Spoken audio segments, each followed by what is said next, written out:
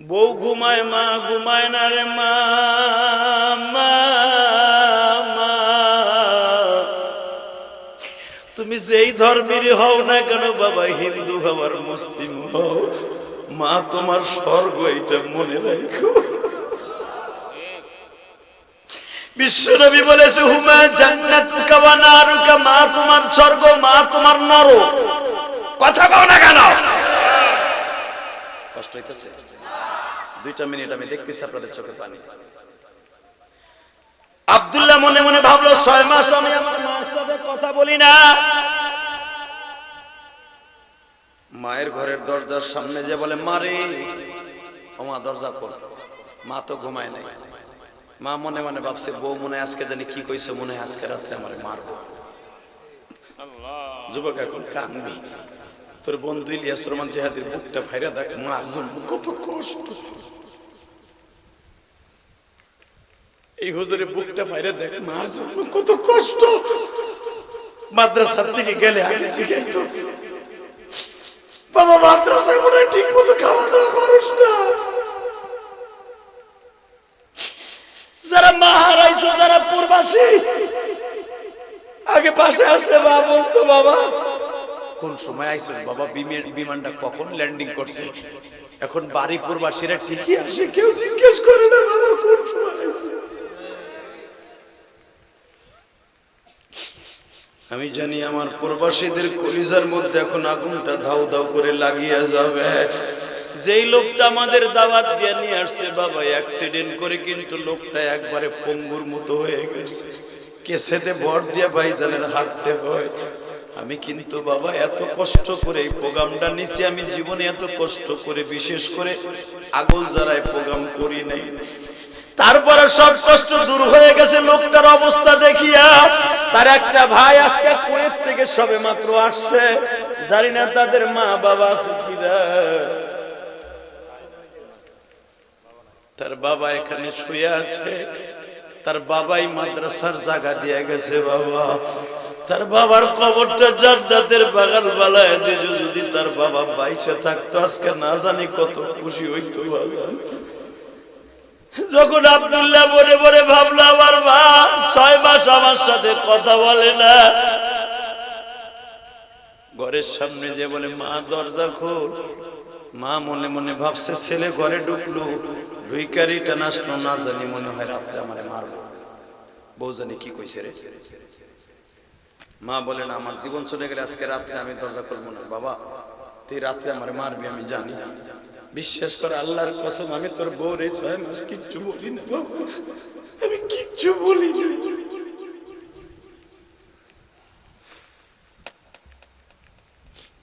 আব্দুল্লাহ রে তো হিদায়াত আল্লাহ দিয়ে দিছি না, তো মা জানে। আব্দুল্লাহ বলে মা আমি তোর বাউ দুটা ধরছি, মা দরজাটা খুল রে মা। মা বলে আমি আজকে রাত্রে খুলবো না বাবা, যদি মারতে হয় সকালবেলা মারি।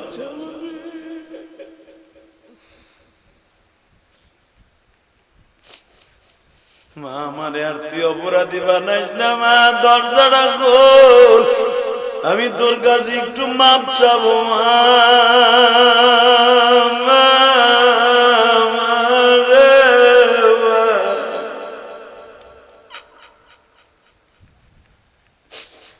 মা মনে মনে কয় ছেলে আমার নেশা করে, নেশাখোররা কোনোদিন সত্য কথা কয় না, অবশ্যই আমারে মারবে। মা দরজাটার শক্ত করে বাঁধ দিছে বাবা। আব্দুল্লাহ দরজায় এমন জোরে লাথি দেয়, মা বলে আব্দুল্লাহ রে তুই আমার দরজাটা ভাঙিস না বাবা। মা আমি তোর পাও ধরছি, দরজাটা খুলবা। যুবক বাইরে আমার কোন নবীরে গালি দেয় আর ওইগুলার আস্থা রাখো। ফেসবুকের দ্বারা তার ভিউ বাড়াবার জন্য পোস্ট দেয়, সেইটাকে তোরা আবার কমেন্ট করস, কোনো কমেন্ট করবি না, বরং বেঈমান গুলার কুত্তার মতো কোবাবার লেগে রেডি হবি, রেডি হবি, রেডি হবি, রেডি হবি। কে কে রাজি আছো আল্লাহকে হাত তুলে দেখা যায়।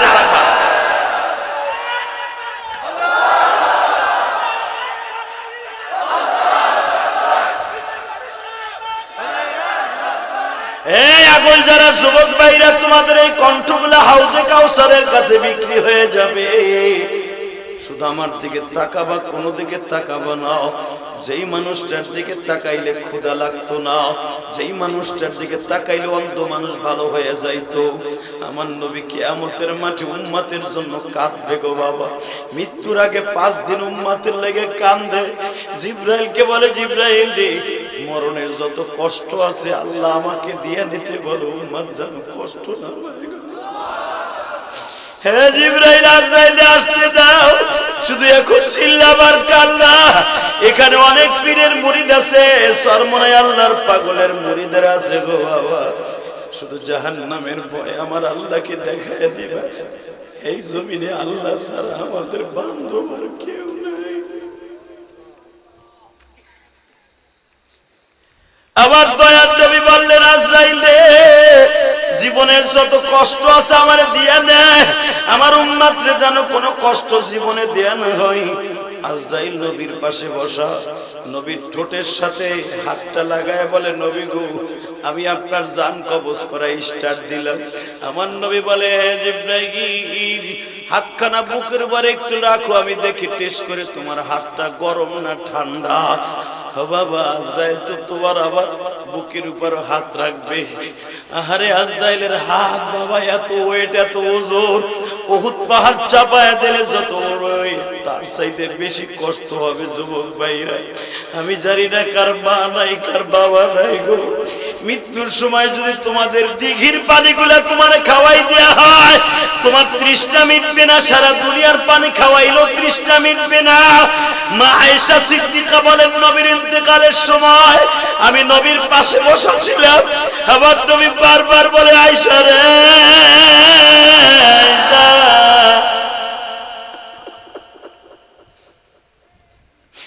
মৃত্যু যে কত কষ্ট রে আয়েশা।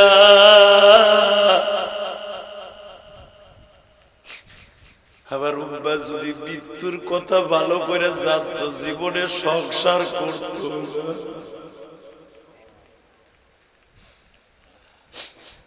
যুবক ভাই, তোমার চোখের সামনে কত যুবক গাড়ি অ্যাক্সিডেন্টে মারা যায়।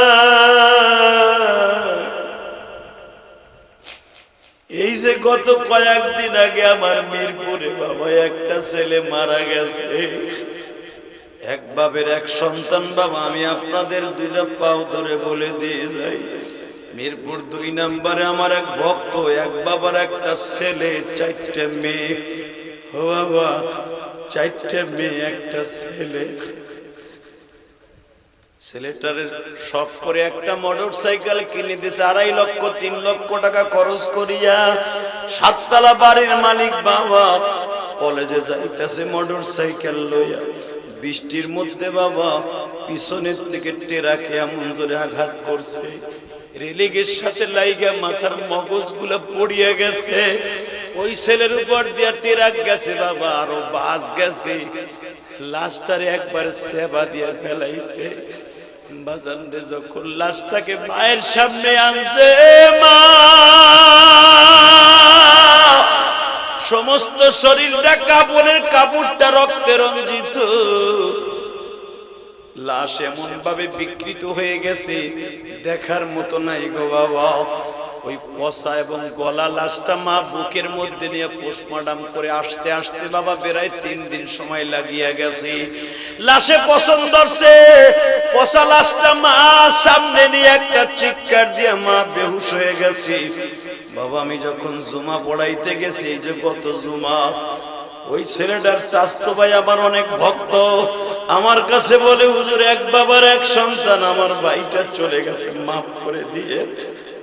আমি শুনিয়ে কলিজার মধ্যে অনেক আঘাত লাগলো। আমি আমার ওয়াজের শুরুতেই বলেছিলাম, দুনিয়া আসার সিরিয়াল আছে বা যাওয়ার সিরিয়াল নাই। বাবার সামনে সন্তান চলে গেল, বড় ভাইয়ের সামনে ছোট ভাই চলিয়া যায়। শুধু আমি আপনাদের 2টা পাও ধরে বলে দিয়ে যাই, যতদিন বাঁচবো আল্লাহরে খুশি করে যাব। কে কে রাজি আছে? আল্লাহকে হাত তুলে দেখাই। নারায়ে তাকবীর। আল্লাহ গোলঝাড়ার দিকে তাকায়া দেখো, পয়সার হাটের দিকে তাকায়া দেখো। যারা ওয়াদা করছে তোমারে খুশি করে যাবে, মরণের আগে একবার খুশি করে যাওয়ার তৌফিক দিও। জোরে কোন আমিন। আরো জোরে বলেন আমিন। যতদিন বাঁচবেন আল্লাহরে খুশি করবেন। যদি আল্লাহরে খুশি করতে যে জীবন চলে যায়, রাজি আছেন? কে কে রাজি আছেন দেখেন, আল্লাহকে হাত তুলে দেখান, নামান হাত। আর একটা কাজ করবেন, যতদিন বাঁচবেন নবীরে খুশি করবেন। আমার নবীরে যে গালি দেবে ওর সাথে আমাদের কোনো আপোষ নাই। রাজি আছেন না নাই? আর একটা কাজ করতে হবে, যতদিন বাঁচবো 5 ওয়াক্ত নামাজ পড়ব, যতদিন বাঁচবো মা বাবার খেদমত করব। ইনশা ইনশা ইনশা।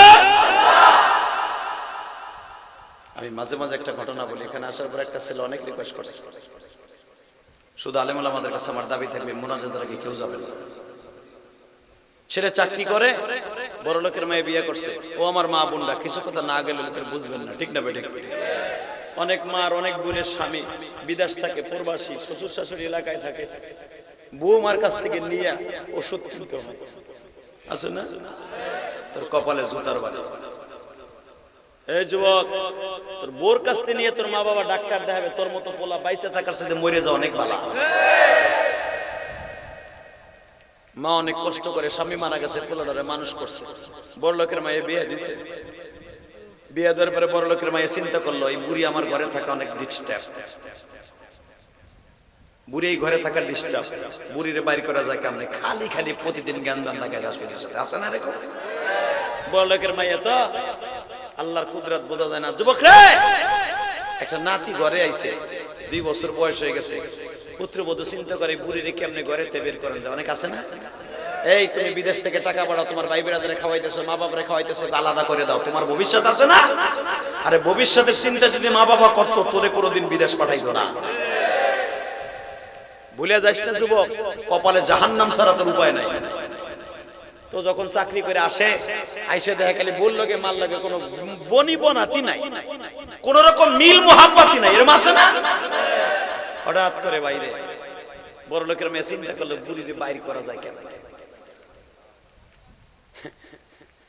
মগায় যখন আইসে, টাউনি থেকে, বরিশাল শহর থেকে আইসে, আপনাকে আগল যারা ধরেন, গ্রামগঞ্জে বাড়ি, খালি খালি আইয়া চুলগুলা উলে চলে করে কয়, তোমার মায়া আমারে মারছে। নিজের চাকু দিয়ে নিজের গাল ছিঁড়ে কয়, দেখো তোমার মায়া আমারে চাকু দিয়ে খুব দিছে। বাজান রে, একদিন 2 দিন যখন মিথ্যা নালিশ করে, শয়তান তো ধোঁকা দিতেই পারে।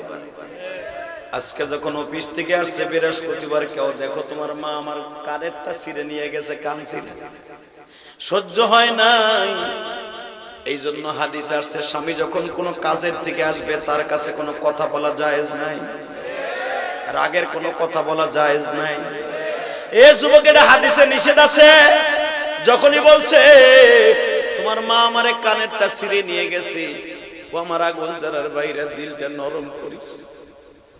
কোনদিন তোর মান নালিশ যদি কোনো বউ কোনদিন দেয়, ওই বউর কথা নিবি না। বউ তোর জান্নাত না, জান্নাত হলো একমাত্র মা।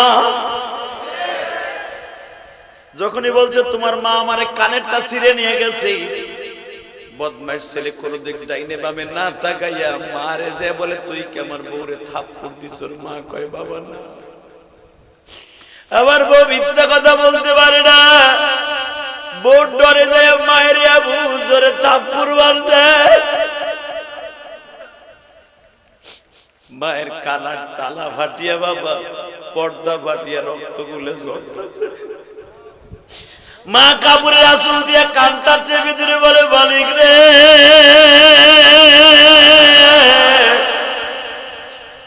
আবার আব্দুল্লাহ রে তুমি কষ্ট দিও না।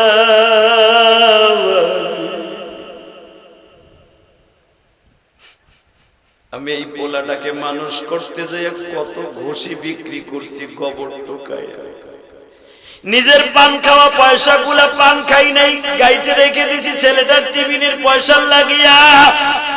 আজকে আমার পোলা নিজের হাত দিয়ে আমার কানের পর্দা ফাটায় দিল, তুমি এরপরে গজব দিও না। যুবক, এই মাইরটা যদি বউরে মারতো, বউ লাভ দিয়ে ঘরের বের হয়ে বাপের বাড়ি চলে যাইতো। মা কারো কাছে না বইলে ঘরের মধ্যে যায় না, বাজে ছেলের লেগে দোয়া করে, বড় দোয়া করে না। মা জানে আমি বড় দোয়া করলে আমার ছেলে গজবে পড়িয়ে যাবে। আরে মা রে মা,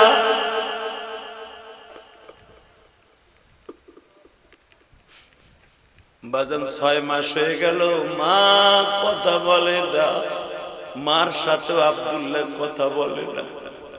হঠাৎ করে বৃহস্পতিবার একদিন অফিস থেকে বাসায় আসছে, মনে মনে কে জানো মনের মধ্যে একটু গাঁথিয়া দিছে, আব্দুল্লাহ রে তোর মা যে 6 মাস তোর সামনে আসে না, তুই কি একটা বড় বাবা না, তোর মা তোর সামনে আসে না কে?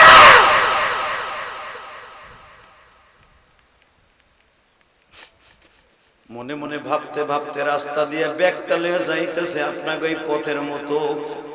রাত বেজে গেছে 11টা, যাই দেখে আব্দুল্লাহর কলিজার টুকরা সন্তান আব্দুর রহমান মাত্র 2 বছর বয়স, পায়খানা করে দিছে। পায়খানার মধ্যে আব্দুর রহমানের মা আব্দুল্লাহর বউ ঘুমায় আছে। যুবক এখন আওয়াজ দিস। আব্দুল্লাহ ঘরে ঢুকে দুর্গন্ধে ঢুকতে পারে না। মনে মনে ভাবতেছে, আমার বউ যদি পায়খানার মধ্যে ঘুমায় থাকতে পারে, আমার মাও তো পায়খানার মধ্যে ঘুমায়। আমি আমার মায়ের 6 মাস আগে থাপ্পড় দিয়েছি, আমার মা আমার সামনে লজ্জায় আসে না। মায়ের ঘরের সামনে যে বলে, মা দরজা খোল। মা কিন্তু ঘুমায় নাই, মা জানে বৃহস্পতিবার আমার ছেলে বাসায় আসবে। বউ ঘুমায়, মা ঘুমায় না রে মা।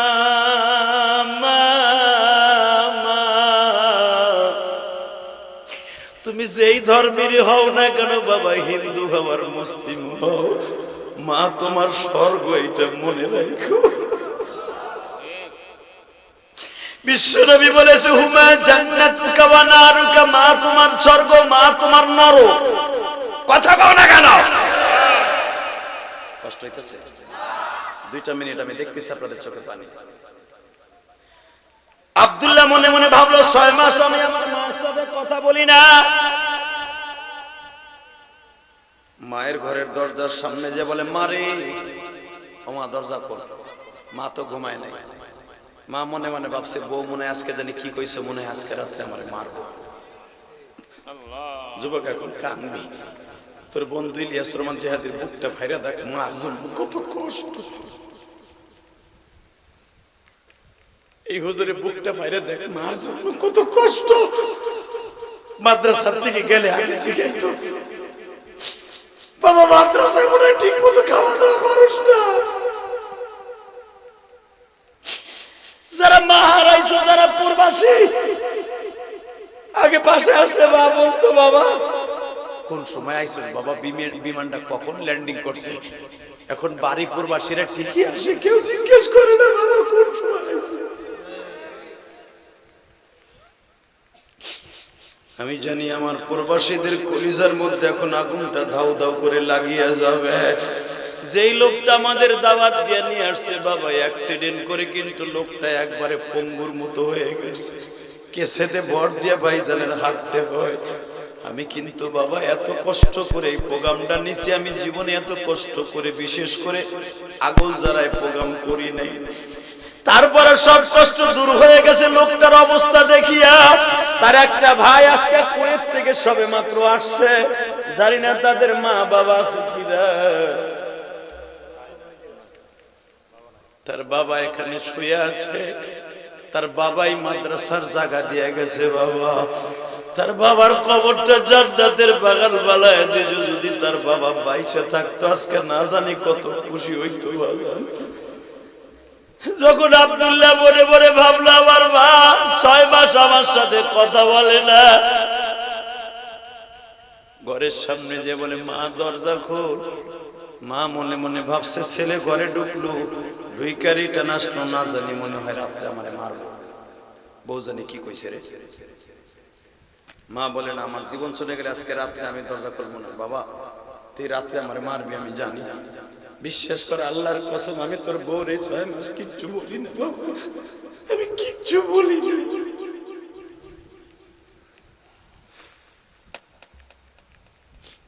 আব্দুল্লাহ রে তো হিদায়াত আল্লাহ দিয়ে দিছি না, তো মা জানে। আব্দুল্লাহ বলে, মা আমি তোর বাউ দুটা ধরছি, মা দরজাটা খুল রে মা। মা বলে, আমি আজকে রাত্রে খুলবো না বাবা, যদি মারতে হয় সকালবেলা মারিস।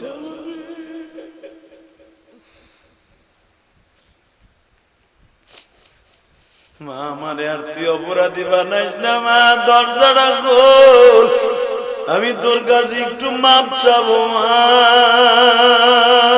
মা, মা রে মা।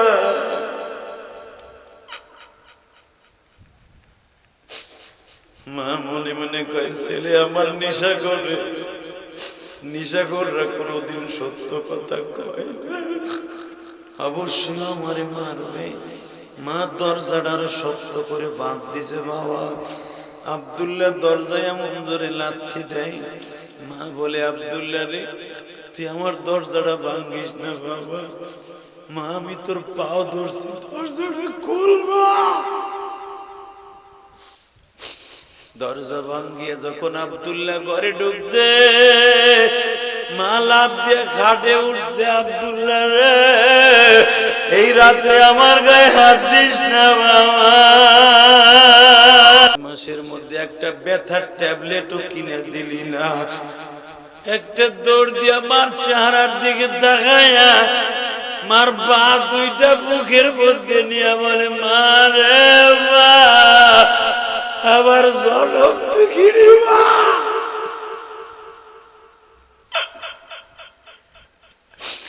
আমি তো জানতাম না মা, আজকে ঘরে না ঢুকলে জানতাম না মা কি জিনিস রে মা।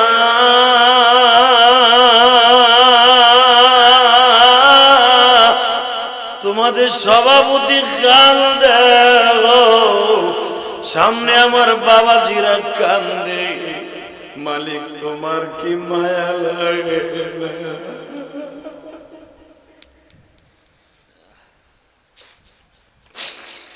আমার মতো রদি যুব